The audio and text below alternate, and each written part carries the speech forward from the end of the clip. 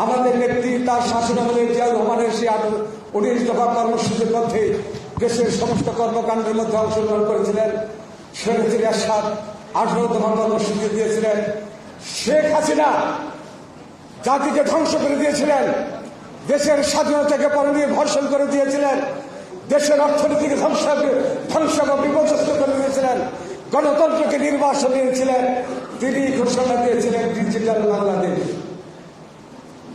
আজকে কোথায় সেই ডিজিটাল বাংলাদেশের নেত্রী? সেই তিনি জিয়াউর রহমান স্বাধীনতার ঘোষণা দিলে বাংলাদেশ স্বাধীন হতো না। জিয়াউর রহমান স্বাধীনতার ঘোষণা না দিয়ে মুক্তিযুদ্ধের চেতনার মধ্য দিয়ে, সশস্ত্র বিপ্লবের মধ্য দিয়ে, 9 মাসের বিপ্লবের মধ্য দিয়ে 30 লক্ষ নরনারীর বুকের কাছে রক্ত দিয়ে এদেশের মানচিত্র অর্জন করেছেন জিয়াউর রহমানের নেতৃত্বে। জিয়াউর রহমানের নেতৃত্বে সেই জিয়াউর রহমানকে স্বৈরাচারী শেখ হাসিনা বলতেন, দেশশত্রী বলতেন, তাকে বলতেন পাকিস্তানের অনুচর, পাকিস্তানের গুপ্তচর। আরেকদিকে সেই শেখ মুজিব যখন ক্ষমতায় এসেছিলেন, জিয়াউর রহমান নামটি পর্যন্ত শেখ মুজিব গ্রহণ করে নাই।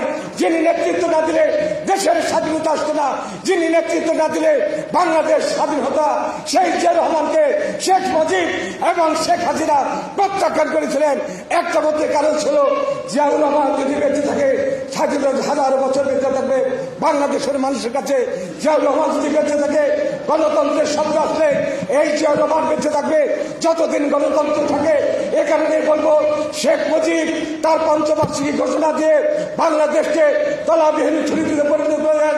প্রায় আমাদের 40,000 মাইল বুক খালি করেছিলেন।